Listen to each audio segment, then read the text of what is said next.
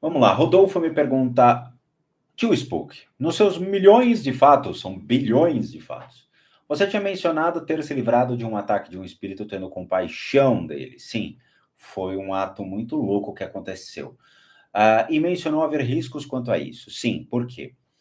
Na época que isso aconteceu, eu vou contar para você, Rodolfo, por uma ótica de uma criança que estava desenvolvendo suas percepções, ok?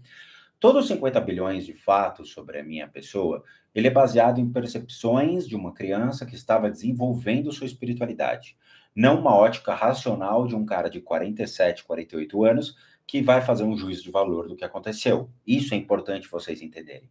Então, tudo que eu estou contando para vocês naquela playlist é sobre a ótica de uma criança que está desenvolvendo as percepções, que é exatamente o que acontece com vocês, ok? Eu lembro desse dia na qual eu enxergava já alguns obsessores na casa do meu pai, tá?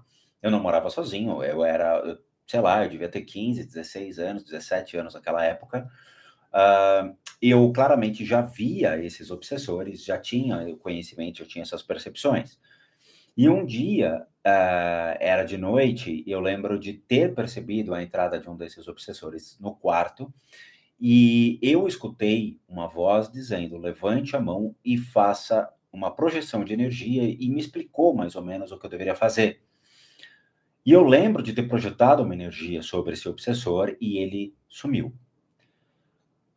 Aquela energia que eu coloquei foi uma energia de compaixão, tá? Que é a mesma coisa que a gente encontra dentro do princípio da bodhicitta, que é a compaixão a todos os seres sencientes.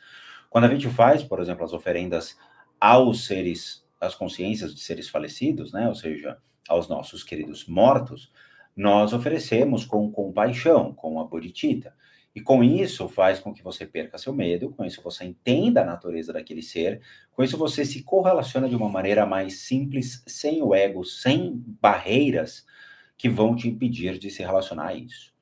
Mas para esse tipo de coisa acontecer, tem que ter uma ferramenta que as pessoas não têm, que é conhecimento.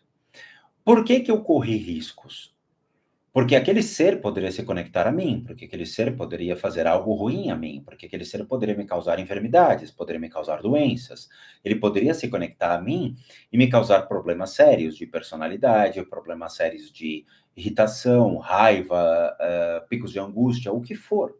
Porque ele, quando um ser desse se conecta a um indivíduo, ele gera um cleque, ou seja, você meio que fere os seus pontos de energia, é como se você jogasse uma chave de fenda numa bicicleta que está em alta velocidade. Você joga na roda, ela trava, ok? E é por isso que acontece isso, porque alguns pontos ficam congestionados e outros ficam sem energia. E isso faz com que você acabe criando enfermidades. Muitas pessoas entraram em contato comigo essa semana, infelizmente, com o intuito de: eu quero tocar um espírito, eu quero sentir um espírito. Como é que eu faço para sentir isso? Desculpa, querido, eu não ensino isso às pessoas. Por quê? Porque eu não sei o que você está fazendo, eu não sei em quem você está tocando, eu não sei nada a respeito disso. E muitas vezes são adolescentes de 16, 17 anos que nem saíram de casa, nem sabem o que é o mundo, nem desmamaram ainda. E aí os caras vão se meter numa confusão, tocando essas energias do mundo espiritual e se complicando. E aí começa a aparecer doenças, começa a aparecer problemas, começam a atrair essas energias para dentro da casa deles, e aí depois quem se ferra sou eu, porque papai e a mamãe deles vão vir para cima de mim com muita raiva, com muito ódio da minha pessoa. Por quê? Porque eu fui lá e demonstrei um negócio pro moleque que não deveria. Então, assim, existem milhões de riscos na hora que nós nos relacionamos com essas consciências do mundo espiritual. E eu e a Dani aqui sempre falamos para as pessoas: não banquem heróis, não façam idiotices, não corram riscos desnecessários, porque eu também não sou vidente para adivinhar o que acontece na casa das pessoas.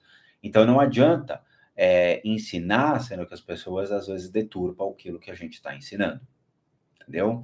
Riscos são enormes. Basta ver lá a playlist é, que a gente colocou do Spook Murder Houses. É um exemplo disso.